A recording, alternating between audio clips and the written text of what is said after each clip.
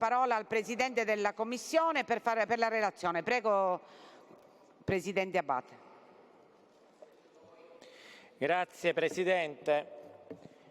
Il Governo, è arrivato il Vicepresidente, quindi andiamo ad illustrare quella che è la relazione del disegno di legge 738 stralcio 1 com ter A, riferito a degli articoli che riguardano gli enti locali e che sono stati assemblati e poi un disegno di legge condiviso in Commissione, approvato in Commissione, che proviene anche dal frutto di sollecitazione, anche di contributi dei vari e dei singoli deputati della Commissione e anche altri di tutti gli schieramenti politici, destra e sinistra, quindi maggioranza e opposizione.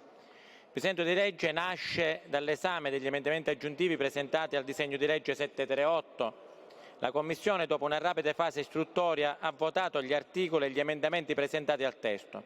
Ha successivamente richiesto il parere alla Commissione Bilancio, che l'ha reso subordinato all'approvazione di talune modifiche.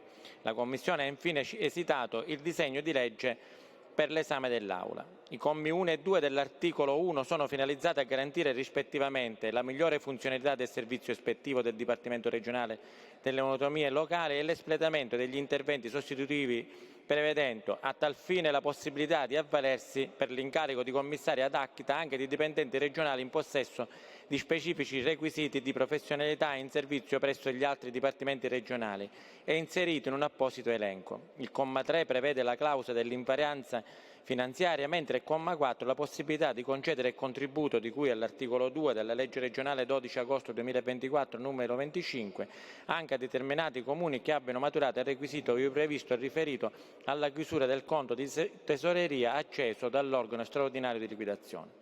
L'articolo 2 modifica la normativa regionale in materia di permessi e licenze degli amministratori comunali. Nello specifico è estesa la fattispecie dei permessi retribuiti spettanti ai consiglieri per la partecipazione ai consigli comunali anche ai componenti delle giunte comunali. È altresì esteso il diritto di assentarsi dal lavoro per l'intera giornata lavorativa ai componenti dei vari organi di consiglio. Il comma 4 estende l'orario previsto per i permessi da 36 a 60 ore per i componenti degli organi esecutivi e i presidenti degli organi consigliari e da 48 a 72 ore per i sindaci e per i presidenti dei liberi consorzi comunali e per i sindaci metropolitani, nonché dei presidenti dei consigli comunali dei comuni con popolazione superiore a 30.000 abitanti. L'articolo 3 è finalizzato ad adeguare la misura del gettone di presenza dei consiglieri comunali dei comuni capoluoghi di province con popolazione fino a 50.000 abitanti a quelle dei comuni aventi una popolazione compresa dai 200 e i 500.000 abitanti e l'indennità del Presidente del Consiglio Comunale del medesimo comune capoluogo al 60% dell'indennità prevista per il Sindaco. L'articolo 4 prevede la possibilità di corrispondere l'indennità di funzione al secondo vicepresidente del Consiglio Comunale, prevedendo altresì la possibilità che la stessa, su richiesta dell'interessato, non venga corrisposta e venga pertanto mantenuta la corrispondenza dei gettoni di presenza previsti in qualità di consigliere comunale. L'articolo 5 non prevede l'adeguamento delle indennità degli organi elettivi delle amministrazioni locali a seguito della pubblicazione dei nuovi dati del censimento da parte dell'Istat. L'articolo 6 sancisce che il Presidente del Consiglio Comunale rappresenta l'intero Consiglio e prevede che nelle occasioni istituzionali possa indossare quale segno distintivo una fascia recante gli stemmi della Regione e del Comune. L'articolo 7, al comma 1, introduce l'incompatibilità tra la carica di assessore e quella di consigliere comunale nei comuni con popolazione superiore a 15.000 abitanti, prevedendo, nel caso di nomina ad assessore di un consigliere comunale, l'istituzione del consigliere supplente. Il comma 2 introduce l'ordinamento regionale dell'esenzione della causa di incompatibilità nelle ipotesi di liti per fatto connesso all'esercitazione del mandato. Al comma 3 prevede la data di entrata in vigore del comma 1 il giorno stesso della sua pubblicazione. L'articolo 8 prevede che nelle giunte comunali nessun genere possa essere rappresentato in misura inferiore al 40% con arrotondamento aritmetico. Il comma 2 disciplina una diversificata disciplina di entrata in vigore del comma precedente in ragione delle fasce demografiche di appartenenza dei comuni. L'articolo 9 reca una disciplina relativa al trasferimento del contributo regionale previsto dall'articolo 10 della legge regionale 1/2024 con riferimento all'erogazione in unica soluzione previo invio degli elenchi dei soggetti stabilizzati. L'articolo 10 reca norme relative all'attuazione per i comuni del codice dell'amministrazione digitale con la specifica prevista per la digitalizzazione e la dematerializzazione degli archivi documentali degli uffici tecnici urbanistici. L'articolo 11 prevede di posticipare da parte degli enti locali il rimborso delle somme in fondo di rotazione dai 5 a 8 anni. L'articolo 12 aggiunge la possibilità di finanziare attività culturali al fondo destinato a finanziare interventi di manutenzione straordinaria, di restauro e di risanamenti conservatori. L'articolo 13 introduce nell'elezione dei consigli comunali il cosiddetto tagliando antifrode, già previsto a livello di elezione politica nazionale. Tale tagliando viene collocato sulle schede elettorali e provvisto di bollino con codice alfanumerico. Il comma 3 prevede la copertura finanziaria e il comma 4 l'entrata in vigore della prima tornata elettorale a partire dal 2026. L'articolo 14, in linea con le modifiche già introdotte dalla normativa nazionale, prevede l'assenza di qualsiasi limite per i mandati consecutivi dei sindaci nei comuni con popolazione inferiore a 5.000 abitanti, il limite di 3 mandati consecutivi per i sindaci dei comuni con popolazione compresa tra i 5.000 e i 15.000 abitanti ed il limite di 2 mandati consecutivi per i sindaci dei comuni con popolazione superiore a 15.000 abitanti. L'articolo 15 introduce specifiche disposizioni sul quorum necessari per l'elezione del sindaco a secondo turno di votazione nelle ipotesi in cui, per rinunzia o qualsiasi altra causa, permanga una sola valida candidatura. L'articolo 16 dispone la modifica dei termini entro cui il sindaco deve presentare la relazione sullo stato di attuazione del programma. L'articolo 17 disciplina il trasferimento di competenze gestionali di areali di reticolo idrografico pluviale urbanizzate ai comuni da parte dell'autorità di bacino. L'articolo 18 prevede che l'assessore regionale per la famiglia, le politiche sociali e il lavoro possa ricorrere a professionisti esterni con la nomina a commissario straordinario e a commissario liquidatore delle IPAB. L'articolo 19 reca l'abrogazione dell'articolo 61 della legge regionale 15 gennaio 2025 numero 3 in materia di proroga delle funzioni da parte della Giunta Comunale del Collegio dei Revisori dei Conti nei Comuni in dissesto. L'articolo 20 prevede le norme finali. Grazie Presidente, grazie Governo per l'attenzione. Grazie Presidente. Volevo ricordare, prima che iniziano gli interventi, volevo ricordare ai colleghi che il disegno di legge sugli enti locali, gli emendamenti scadono giorno 17 alle ore 12. Per chi aveva presentato gli emendamenti su questo disegno di legge li deve ripresentare entro sabato alle ore 12, giorno 17. Ok? Prego, ha chiesto la parola l'onorevole Cateno De Luca. Scusi Presidente, prima intervengo sull'ordine dei lavori. È sparito il vicepresidente della Regione. Ecco qui, allora, non l'avevo visto, se n'era andato. Prendo la parola, visto che si è materializzato e che ora ci seguirà, prendo la parola dal podio, Presidente.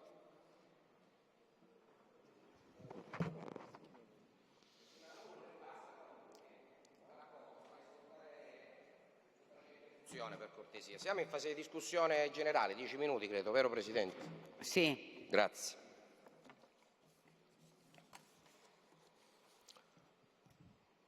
Signor Presidente, delegato del Presidente Schifani, colleghi, prima di entrare nel merito della discussione di questa norma rivoluzionaria per gli enti locali, desideravo ribadire la questione politica che abbiamo posto ieri durante i lavori della Conferenza dei Capigruppo.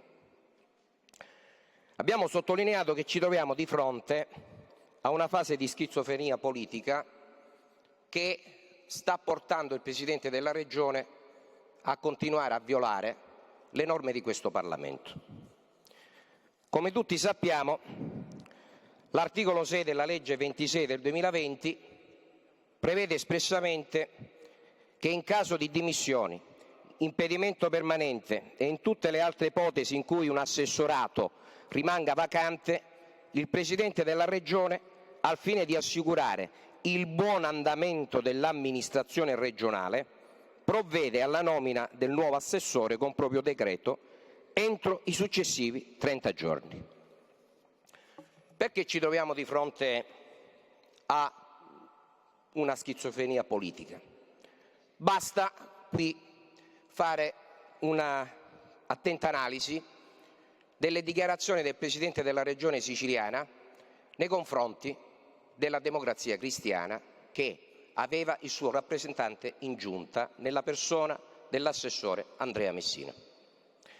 È stato compiuto un atto di esecuzione sommaria da parte del Presidente della Regione siciliana.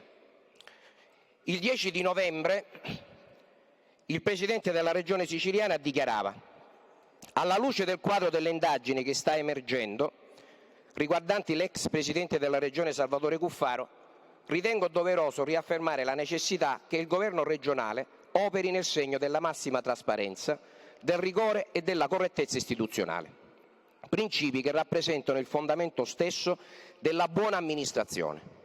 In questa prospettiva, e fino a quando il quadro giudiziario non sarà pienamente chiarito, ritengo non sussistano le condizioni affinché gli assessori regionali, espressione della nuova Democrazia Cristiana, possano continuare a svolgere il proprio incarico all'interno della Giunta regionale. Esecuzione sommaria di 2 rappresentanti in Giunta che non erano stati attinti da alcun provvedimento giudiziario. Il 28 novembre, esattamente a distanza di 18 giorni, trovandoci anche in prossimità del voto della legge di stabilità in questo Parlamento, il Presidente della Regione dichiara: abbiamo mantenuto il rispetto di impegni politicamente assunti. Non vedevo il motivo per cui avrei dovuto ritirare quelle proposte di nomina. Si tratta di impegni politici di una coalizione che comunque si è presentata agli elettori e ha vinto elezioni esprimendo un Presidente della Regione. L'occasione era la nomina dei cosiddetti posti di sottogoverno di nominativi che allora erano stati segnalati dal Partito della Democrazia Cristiana. Quindi a distanza di 18 giorni, a quadro giudiziario invariato, il Presidente della Regione cambia idea. Dopodiché, il 29 di dicembre, in una fase delicata, quando questo Parlamento ha preso atto che la maggioranza è defunta, non c'è più, perché la legge di stabilità è stata votata da appena 29 parlamentari e 23 voti contrari. Quindi significa che siamo anche sotto la soglia della maggioranza di 36, quindi sotto la decenza. E ovviamente il Presidente della Regione era arrabbiato anche con me perché avevamo votato contrario a quella legge di stabilità. E ha dichiarato: devo riempire 2 caselle nel mio governo, perché non mi possono consentire di avere ancora gli interim. C'è quasi una situazione di mobilismo nei 2 assessorati, quindi è un atto dovuto. Ho adottato una scelta di fondo e nulla è cambiato il 29 di dicembre rispetto a 2 mesi fa. Non ho estromesso 2 assessori, ma un partito.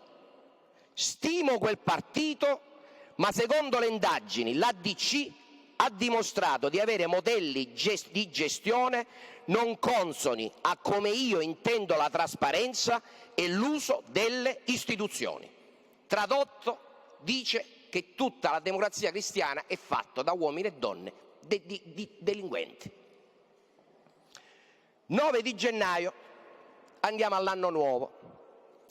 Dopo il famoso incontro dell'8 di gennaio, dove sono state dette certe cose che per ora non sono di interesse di questo Parlamento, ma ci sarà anche il momento in cui lo affronteremo, altra dichiarazione. I contrasti nella DC, secondo il governatore, tendono a fare preoccupare più che legittimamente una base elettorale, una comunità elettorale che ha votato per la DC e che ha contribuito, tra l'altro, con la sua base elettorale e la sua classe dirigente all'affermazione del nostro governo. Come vedete, altra dichiarazione schizofrenica rispetto a quella precedente. Siamo nella fase nella quale ora si sta cercando con la logica del piatto di lenticchia, di tenere a bada questi colleghi parlamentari che dopo ovviamente che hanno preso sputi in faccia naturalmente sono in una posizione anche particolare. E quindi in questo momento il Borsino, due assessori, un assessorato mezzo, te lo do io, cambia esteticamente, vatti a fare la permanente, possibilmente cambiamo esteticamente, ma sempre ovviamente sono quelle uomini e donne di cui ha usato quelle espressioni pesantissime. 13 di gennaio, ora, incontrerò nel pomeriggio, nella sede dell'ADC, i deputati. Cercherò di capire chi sarà l'interlocutore. Vorrei comprendere infatti con quale partito discuto, anche rispetto alla mia interlocuzione politica non parlamentare. La situazione è un po' complessa, è doveroso però prima ascoltare e poi pronunciarsi. Ma il 10 di novembre non ha ascoltato, c'è stata l'esecuzione sommaria di 2 rappresentanti della Democrazia Cristiana che ovviamente, da quello che è il quadro attuale, nulla avevano a che fare con le dinamiche giudiziarie. Quindi prima ascoltare e poi pronunciarsi. Hanno chiesto un incontro e io ho manifestato la mia disponibilità. Presidente, ci troviamo di fronte a una situazione grave. Perché? Questa schizofrenia politica ha impedito finora al Presidente della Regione di nominare l'assessore alle autonomie locali, e torniamo al tema che è posto all'ordine del giorno. Perché? In relazione a quelle che sono dinamiche ovviamente ignote a questo Parlamento, il Presidente della Regione ha deciso di continuare a violare le norme di questo Parlamento. È ovvio, lo dico al Vicepresidente che oggi svolge la sua funzione di ologramma, che questo Parlamento non può accettare che per meri capricci di schizofrenia politica si continui, come aveva affermato d'altronde a fine anno, ad avere una totale paralisi di 2 assessorati importanti, tra i quali quello del sistema delle autonomie locali. Voglio anche sottolineare che questo Parlamento, lo dico al Vicepresidente, ha votato qualche norma che prevede già dall'entrata in vigore dopo 15 giorni un'azione attiva da parte dell'assessorato alle autonomie locali. Qualche sindaco è andato qualche giorno fa per chiedere informazioni. La risposta è stata: sì, è vero che c'è la norma che prevede, per esempio per i contenziosi che abbiamo votato tra i comuni, la norma prevede che entro 15 giorni dall'entrata in vigore della norma stessa va presentata l'istanza per partecipare alla suddivisione di quelle risorse. Ebbene, all'assessorato gli hanno detto: non c'è l'assessore, non se ne fa nulla. E allora delle due l'una. È inutile qui che facciamo segni con il faccino bellino da famosa pubblicità, non so se si ricorda, quello degli omogenizzati Plasmon. Lei ha questo atteggiamento, Vicepresidente, e capisco il suo imbarazzo, ma c'è poco da imbarazzarsi. Qui c'è da prendere atto in termini definitivi che il governo è prigioniero dei capi tribù della sua stessa maggioranza e non si riesce ad esprimere neanche nel completare la Giunta.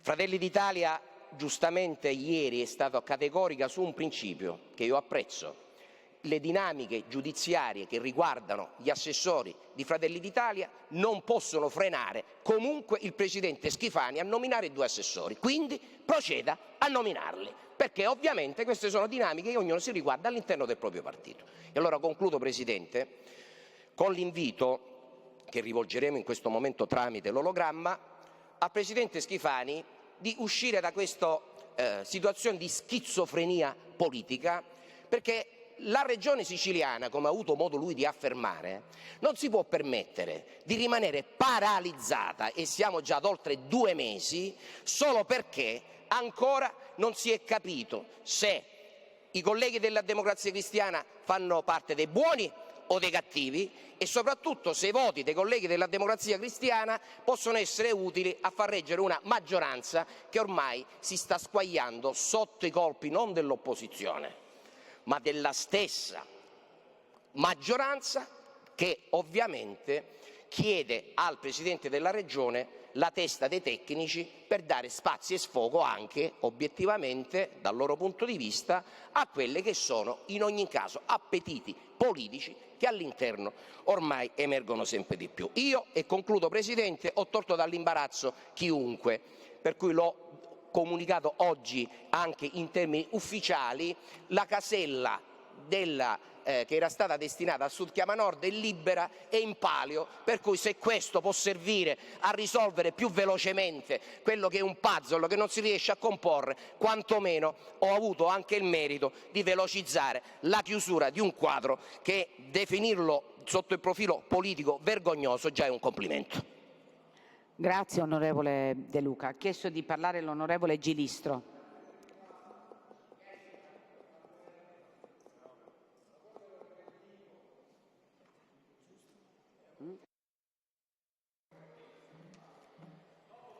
Presidente, grazie. Governo, carissimi onorevoli, colleghi, intanto Presidente vorrei fare un'osservazione.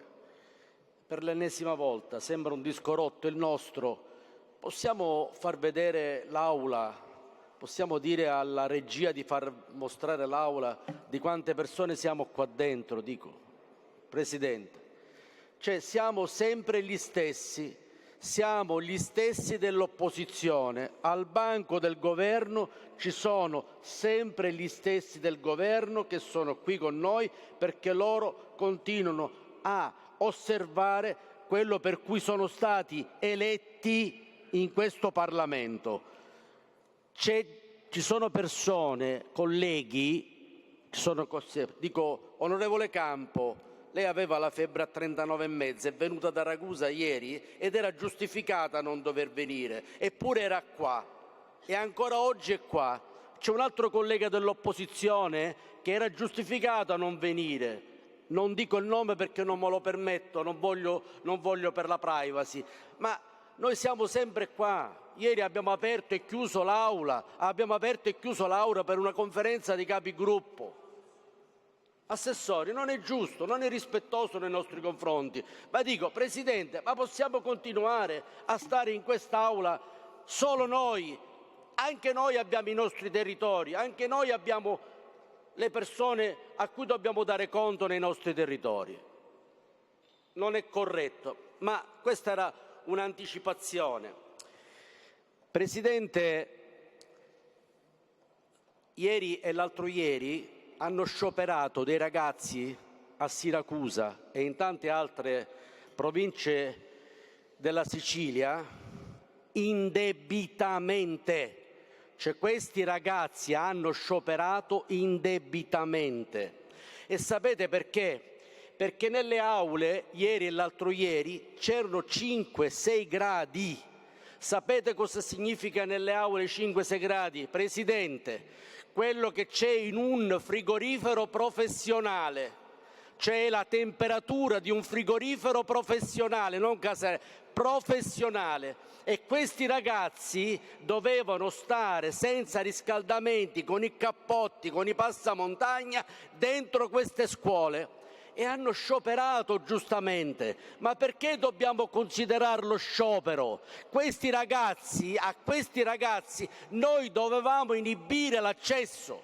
Noi dovevamo essere noi, i dirigenti scolastici, i sindaci, il presidente del Libero Consorzio a dire non ci sono riscaldamenti, non dovete entrare per la vostra incolumità. Sono 3 anni, Presidente, che continuo a fare questo discorso e non ho finito per le scuole. Questo è come mandiamo i nostri ragazzi.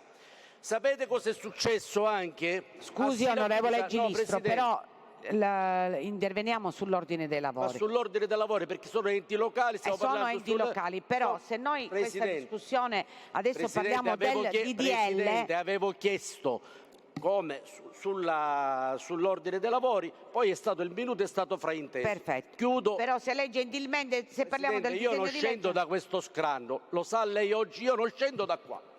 No, lei deve scendere. No, non scendo, Presidente, non scendo. E chiedo ai miei colleghi di intervenire, io non scendo da questo scranno oggi. Io voglio una risposta, perché io dovrò presentare un'interrogazione che arriverà qui con risposta fra 6 mesi, fra un anno. Un'interrogazione per questi ragazzi.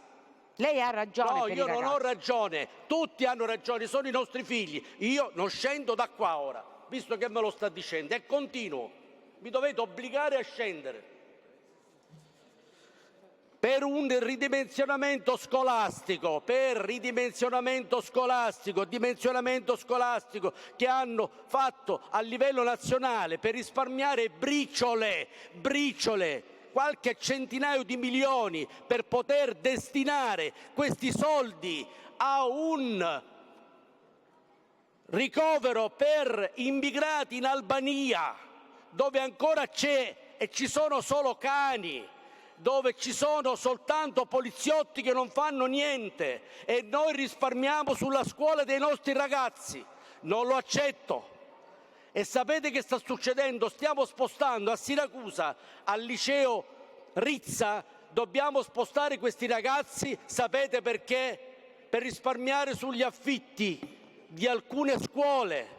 E prendiamo questi ragazzi come se fossero pacchi postali. Presidente, i studenti sono pacchi postali che prendiamo e portiamo da una scuola all'altra senza pensare cosa questi ragazzi, qual è la loro scuola storica, 100 anni di scuola, nel contesto sociale dove vivono, nel quartiere dove vivono, e li spostiamo come se fossero pacchi. Questo non lo possiamo accettare e continuano a scendere da qua fino a quando non avrò una risposta. Non sono pacchi postali i nostri ragazzi, non sono pacchi postali. Nel momento in cui c'è una dispersione scolastica, noi cosa facciamo? Continuiamo a prendere questi ragazzi e spostarli a 2-3 chilometri perché dobbiamo risparmiare su un affitto per poter destinare quei soldi in Albania. E lo sa cosa ha detto il Presidente? Colleghi, questa ve la devo raccontare. Sapete cosa ha detto il Presidente del Libero Consorzio di Siracusa, Presidente? Che se risparmiavamo questi affitti potevamo comprare le porte dei bagni delle scuole, le porte dei bagni. Cioè significa, ammesso che nelle scuole non ci sono le porte dei bagni. Ma di che cosa stiamo parlando? Del Burundi? Ma di che cosa stiamo parlando? L'ha detto 14 volte, dobbiamo risparmiare per comprare le porte dei bagni. Non funziona questa cosa, Presidente. Io non scendo da qua se l'assessore Turano, se il Presidente Schifani non ci dà risposta immediata e si occupi immediatamente del comfort dei nostri ragazzi. Non scendo da questo scranno, Presidente, mi dovete rimuovere con la forza. Non si spostano i nostri ragazzi, Presidente. Continuo. Fino a quanto? Fino a stasera. Quindi o mi chiama lei il Presidente Schifani o mi chiama l'assessore all'istruzione per spiegarmi perché questi ragazzi devono vivere in queste condizioni. Non possono andare a scuola con 5 gradi, non possiamo infilare i nostri ragazzi dentro un frigorifero. Onorevole No, Presidente, non scendo. Capisco il suo dolore per i ragazzi. No, il dolore, però è il dolore dei miei deputati. Io non scendo da qua. Il dolore di tutti, che tutti abbiamo figli e nipoti. Il problema è uno solo, che lei convoca una commissione, convoca il Presidente del Libero Consorzio, convoca l'assessore e fa... Ma ascolti, ma lei continui così, non l'ascolta nessuno, mi scusi. Oh. Sì, però voglio dire... Capisco quello che vuole lei, ma lei chiede la convocazione in commissione con l'assessore Turano, con l'assessore, convoca il Presidente del Libero Consorzio e si cerca di trovare una soluzione. Così a che cosa serve? Non saranno solo i deputati dell'opposizione, ma anche i deputati di maggioranza saranno d'accordo su quello che sto dicendo. È una priorità questa. Presidente, è una priorità. Non facciamo deroghe e sconti a nessuno. Sanità e istruzione. Mi dispiace. Io voglio risposte adesso, che prenda un impegno. Perché i ragazzi non sono pacchi. Le stalle sono climatizzate e le scuole no. Le stalle. Assolutamente. Vogliamo risposta immediata. Io non scendo da questo scranno. Non scendo, Presidente. Scusate colleghi, ieri c'è stata una conferenza dei capigruppo dove erano presenti tutti i capigruppo e si è concordato. Scusate. Se smettete di gridare, vi spiego. Ieri c'è stata la conferenza dei capigruppo dove si è deciso gli ordini di lavoro, vero onorevole Di Paola, vero onorevole Catanzaro? C'erano tutti i capigruppo. Allora, scusate, ma siete scorretti, mi dovete scusare. Sto dicendo che ieri c'è stata la conferenza dei capigruppo, si è discusso degli ordini dei lavori, oggi si doveva iniziare la discussione generale sul DDL degli enti locali. Non si è chiesto ieri in commissione di fare venire, oltre che è stato invitato il Presidente della Regione e ha mandato il suo sostituto che è l'onorevole San Martino che è qui, l'onorevole e l'assessore Aricò è qui. Non avete chiesto la presenza dell'assessore Turano. Allora, questa è una scorrettezza. Non do la parola a nessuno. Sì, infatti.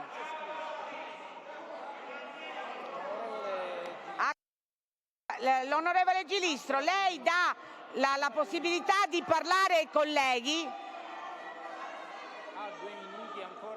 Allora, onorevole Gilistro, lei finisce i 10 minuti, poi dà la possibilità di parlare ai colleghi e poi noi aspettiamo qua l'assessore Turano.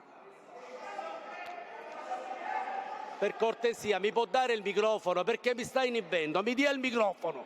Ce l'ha il microfono? No, mi era stato spento il microfono. Non va bene, ripeto, questa è un'emergenza di ieri, quindi non possiamo aspettare un'altra stagione, perché ieri i ragazzi erano infilati in un frigorifero, lo stesso vale in estate.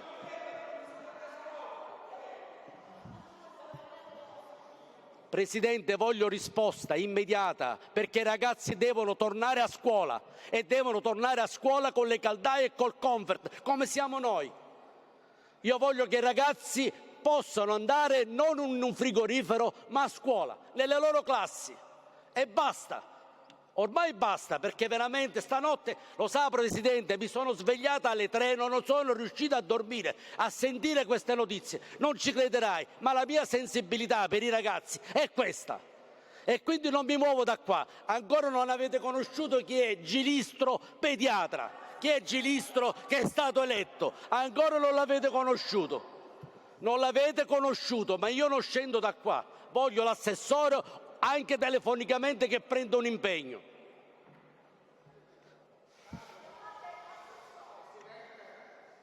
No, per cortesia, non scendo da qua.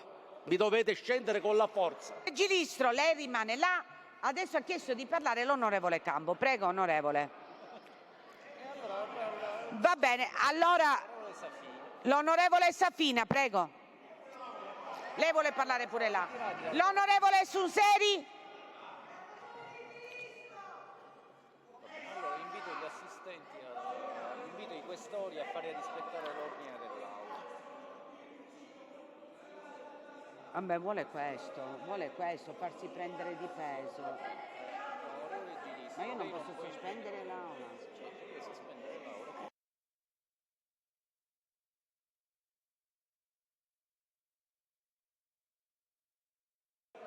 Allora, sospendiamo l'Aula per 5 minuti. L'Aula è sospesa. Lei rimanga là, onorevole, non si sposti.